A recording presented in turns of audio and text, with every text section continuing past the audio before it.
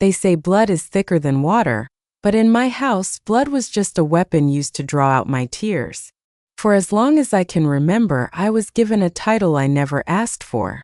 A label that became my shadow, following me into every room I entered. My family called me the ugly one. My name is Clara. I grew up in the shadow of my older sister, Vanessa, and under the harsh, critical eyes of our mother, Eleanor. Vanessa was the golden child. Tall, blonde, and effortlessly beautiful. I, on the other hand, had curly, untamed hair, thick glasses, and a quiet disposition. But it wasn't just about looks. It was the way they used my appearance to define my entire worth as a human being. At every family dinner, every holiday, and every casual Sunday gathering, my flaws were the main topic of conversation. I still remember sitting at the Thanksgiving table when I was just 14. My mother looked at me, sighed deeply, and said in front of everyone, "Clara, sweetie, maybe you shouldn't wear that color. It makes your skin look so dull and washed out." Then she turned, her face lighting up, to brush a stray hair out of Vanessa's face. "Thank goodness Vanessa inherited your grandmother's grace and bone structure." Vanessa would smile, that smug, triumphant look she always had, while I looked down at my plate, trying to swallow the lump in my throat so I wouldn't cry. I was the family embarrassment.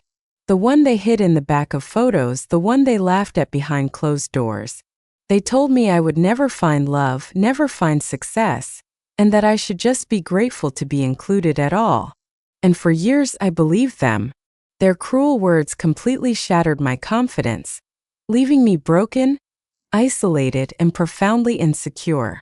But what they didn't know was that while they were busy tearing me down, I was quietly building a life they couldn't even fathom. The day I turned 18, I left home for college and completely cut ties.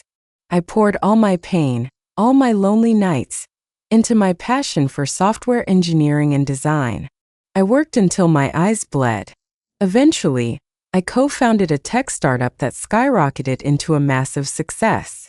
Over those years, I underwent my own transformation. Not just physically, as I learned how to style myself and carry my body with pride, but internally. I grew strong. Still, the scars of childhood run deep. When the invitation arrived for our extended family's grand reunion gala, a lavish event hosted by my wealthy uncle, my hands shook. Part of me wanted to burn it. But another part of me, the part that had been silenced for 2 decades, knew it was time to finally face the people who had destroyed my youth. I decided to go. I thought I was emotionally prepared for their cruelty. But what I didn't know that day was that a complete stranger at that reunion was about to change everything. The ballroom was absolutely magnificent, filled with glittering crystal chandeliers, soft violin music, and the elite of our extended family. As I walked through the heavy double doors, wearing a tailored, elegant emerald green silk gown that complemented my dark curls perfectly, I felt that old familiar anxiety creeping up my throat. But I took a deep breath, adjusted my posture, and held my head high. It didn't take long for them to spot me. My mother and Vanessa were standing by the champagne fountain, draped in diamonds. When they realized the poised, elegant woman walking toward them was the same girl they used to mock, their expressions shifted from utter confusion to amusement.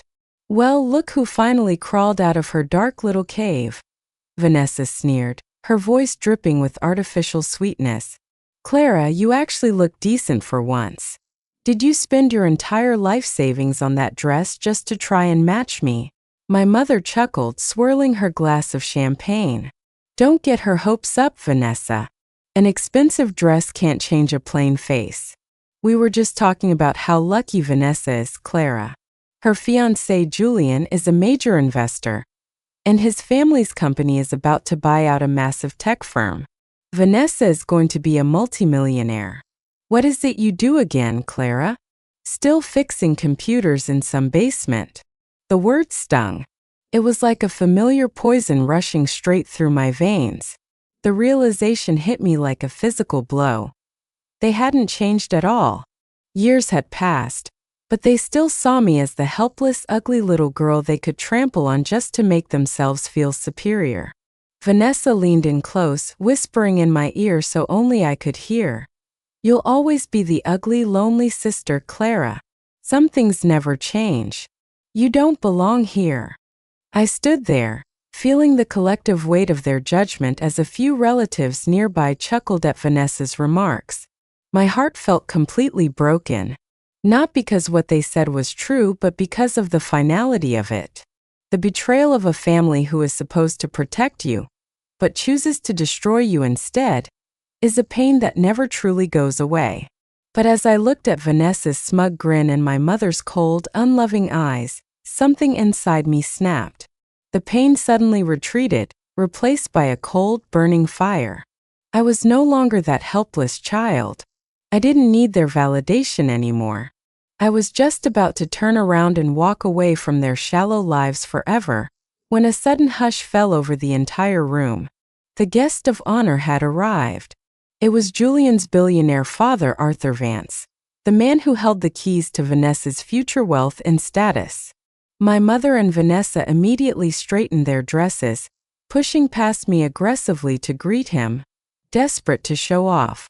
Vanessa and my mother practically floated toward Arthur Vance as he entered the ballroom, flanked by a security detail and his top executives. Vanessa reached out her hand, a dazzling fake smile plastered on her face. "Mr. Vance, it is such an absolute honor. I'm Vanessa, Julian's fiancée." Arthur Vance looked down at her extended hand, his expression stern, cold, and completely unimpressed. He didn't take it. Instead, his eyes scanned the crowd until they landed directly on me.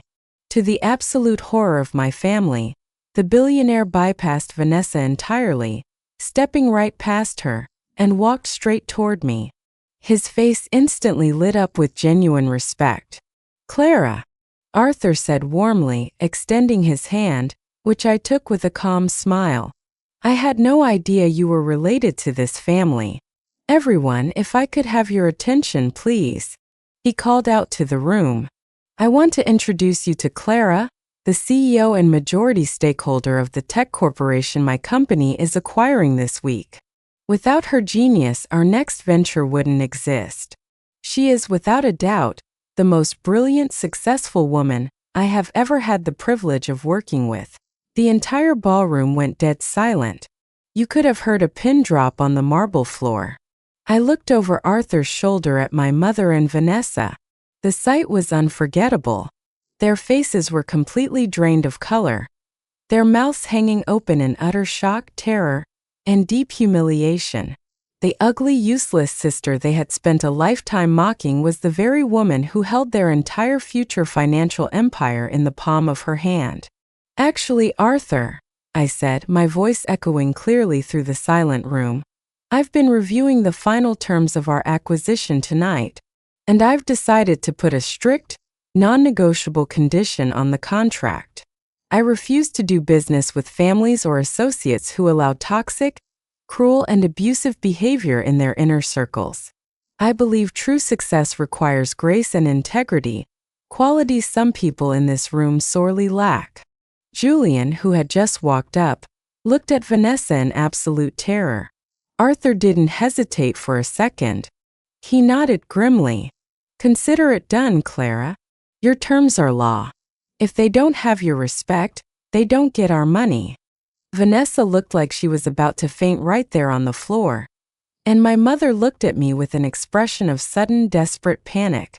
They realized in a single moment that their lifetime of cruelty had just cost them everything they ever cared about. They tried to approach me later in the evening, stammering out pathetic, desperate apologies, but I simply walked right past them as if they were ghosts. They had exposed their own inner ugliness to the entire world. Leaving that reunion, looking out at the city lights, I felt a profound, overwhelming sense of peace. My revenge wasn't loud, angry, or violent. It was simply letting the unvarnished truth of my success shatter their illusions. I learned that day that outer beauty fades, and the opinions of cruel people mean absolutely nothing. True beauty and strength come from surviving the darkness, healing your own wounds, and building your own light. I walked out of that ballroom, and for the first time in my life, I was finally free.